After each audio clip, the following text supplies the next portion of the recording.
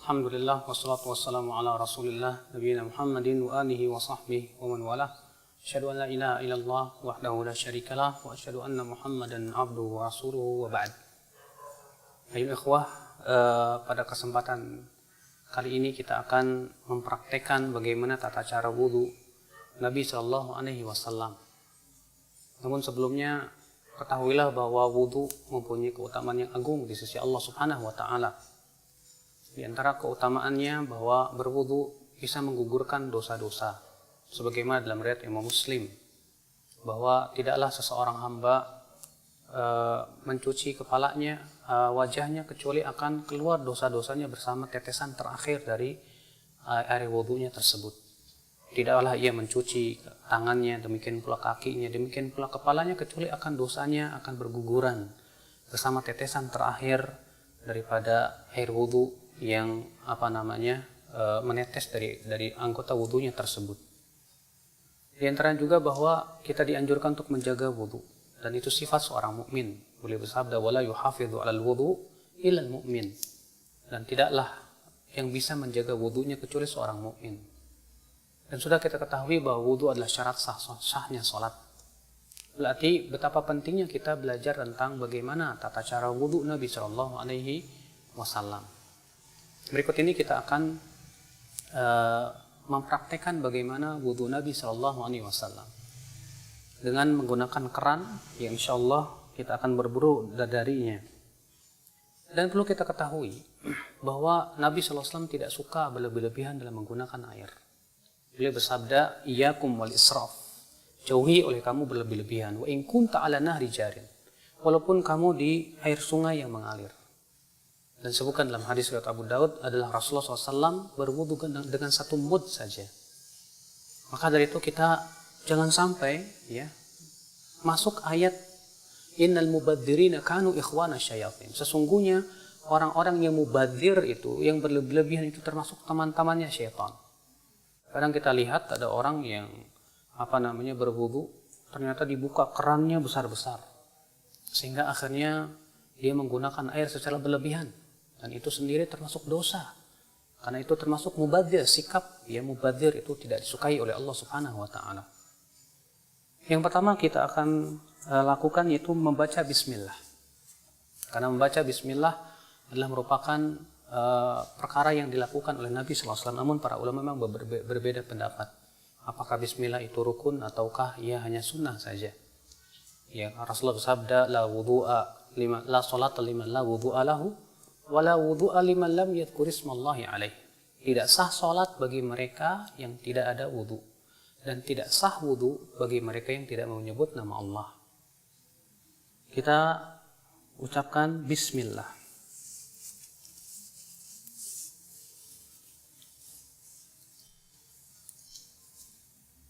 Bismillah, kemudian kita cuci tangan kita 3 kali. Karena Nabi SAW mencuci tangannya 3 kali, sebagaimana dalam hadis Utsman, hadis Abdullah bin Zaid. Kemudian setelah itu kita berkumur-kumur 3 kali.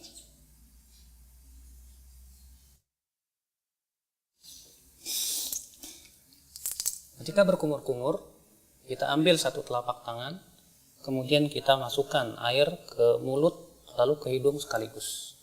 Lalu kita keluarkan dengan tangan kiri kita.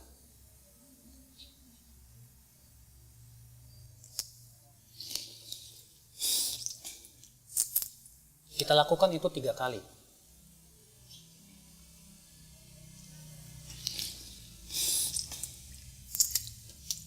Setelah itu kita akan mencuci wajah.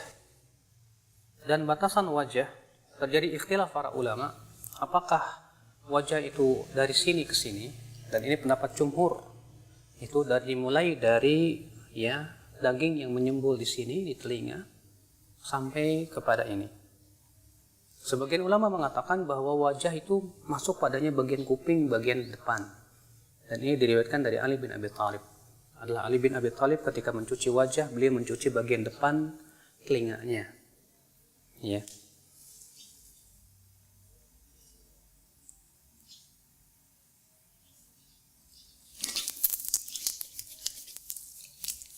Dan dalam riwayat Ibnu Abbas adalah Ibnu Abbas ketika mengambil air dari telapak kanannya, beliau iringkan dengan telapak kirinya, kemudian beliau mengusap atau mencuci wajahnya. Kemudian dilakukan itu 3 kali.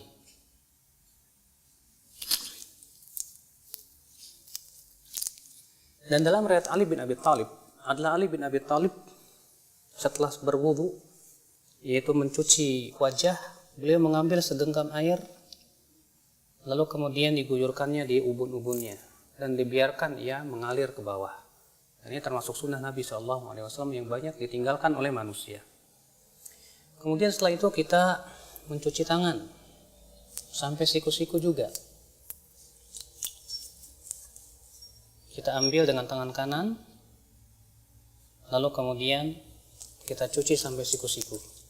Dan jangan lupa untuk menyela-nyelai tangan, karena Nabi SAW memerintahkan untuk menyela-nyelai jari jemari tangan dan jari jemari kaki. Dan kita lakukan ini juga 3 kali.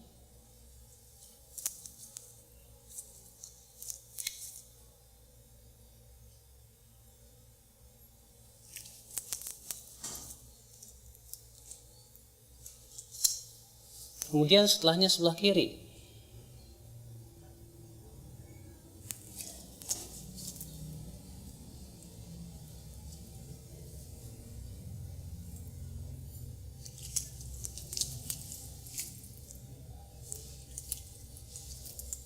Setelah kita mencuci tangan, maka kita ambil air segenggam, kemudian kita mengusap kepala kita. Dan tata cara mengusap kepala ada 2 macam. Yang pertama yaitu mengusap dari arah depan, kemudian kita seret sampai ke tengkuk, kemudian kita kembalikan lagi ke depan. Begini. Kemudian kita kembalikan lagi ke depan. Lalu kemudian kita masukkan jari kita ke dalam telinga, lalu kita usap bagian belakangnya. Seperti ini. Karena Rasulullah mengatakan al-udhunan minar ra's. 2 telinga itu bagian daripada kepala. Jadi ini cara yang pertama, itu dari arah depan. Kita kemudian tarik ke mana? Ke tengkuk. Kemudian kita kembalikan lagi ke bawah, ke depan. Kemudian kita masukkan, lalu kita usap bagian luar telinga. Ini cara yang pertama.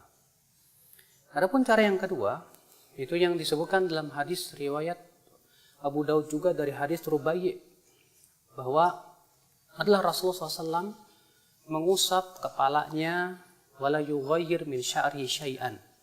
Beliau tidak merubah bentuk rambutnya sama sekali. Ditafsirkan oleh para ulama, yaitu mengusap rambutnya mengikuti alur rambut sehingga tidak merubah. Sebab kalau kita mulai dari depan seperti ini kemudian ke belakang, tentu rambutnya akan acak-acakan. Tapi Rasulullah SAW pernah melakukan supaya rambutnya tidak acak-acakan, itu dengan cara apa? Beliau mengikuti alur rambut, ya, dan mengusapnya hanya sekali saja. Yaitu dengan dalam riwayat Imam Ahmad bin Hanbal, beliau memberikan contoh, diambil air, kemudian dimulai dari tengah, lalu ke depan, kemudian dimulai dari tengah, lalu ke belakang. Ini yang dicontoh oleh Imam Ahmad bin Hanbal. Maka ini kata Al-Imam Al-Khattabi, khusus bagi mereka yang mempunyai rambut yang panjang. Ketika ia berwudu, ia tidak ingin rambutnya berubah. Maka pada waktu itu kita cukup usap kepala kita sesuai dengan alur rambut, sehingga rambut itu tidak acak-acakan. Ini subhanallah juga banyak tidak diketahui oleh banyak kaum muslimin, padahal hadisnya sahih atau hasan, dihasankan oleh Syekh Al-Albani rahimahullah. Dan dalam riwayat Muawiyah ketika mengusap kepalanya, itu beliau menggunakan cara seperti ini. Diambilnya air, kemudian air ini diguyurnya di ubun-ubun, kemudian diusapnya. Seperti ini. Dan ini pun juga dilakukan oleh Rasulullah SAW. Dan itu boleh kita lakukan sekali-kali, karena itu juga dilakukan oleh Rasulullah SAW. Kemudian setelah itu kita akan mencuci kaki.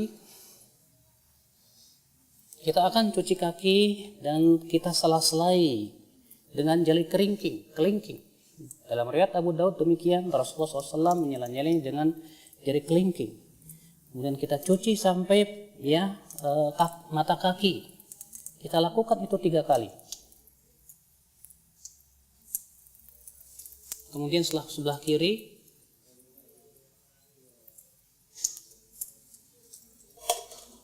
kita lakukan itu 3 kali.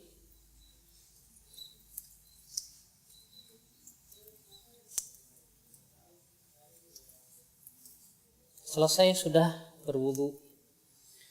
Lalu kemudian setelah berwudu dianjurkan kita mengucapkan asyhadu an la ilaha illallah wahdahu la syarikalah wa asyhadu anna Muhammadan abduhu wa rasuluh. Bisa ditambahkan Allahumma ja'alni minat tawwabin wa ja'alni minal mutatahhirin. Dan disebutkan dalam riwayat Tirmidzi, Rasulullah SAW juga mengajarkan doa lain. Ya, setelah wudu, yaitu subhanakallahumma bihamdik asyhadu an la ilaha illa anta astaghfiruka wa atubu ilaik. Rasulullah, siapa yang membaca ini setelah wudunya, maka akan distempel dan tidak akan pecah selama-lamanya sampai hari kiamat. Subhanallah. Rasulullah mengatakan, siapa yang mengucapkan setelah wudunya asyhadu an la ilaha illallah wahdahu la syarikalah wa asyhadu anna Muhammadan abduhu wa rasuluh, maka akan dibukakan untuk dia 8 pintu surga. Dia bisa masuki 8 pintu surga itu dari pintu mana saja dia masuk. Masya Allah. Lalu kemudian disunahkan kita untuk sholat 2 rakaat. Disebutkan dalam hadis Bilal, Rasulullah bersabda, ya Bilal, bima sabaqtani ilal jannah, dengan apa engkau mendahuliku ke dalam surga.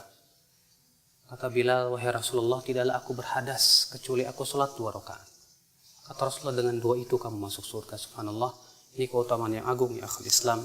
Semoga ini memberikan faidah untuk kita semua tentang bagaimana tata cara wudu Nabi SAW. Ini saja. Subhanakallah bihamdik. Asyhadu an la ilaha illa anta astaghfiruka wa atubu ilaik. Wassalamualaikum warahmatullahi wabarakatuh.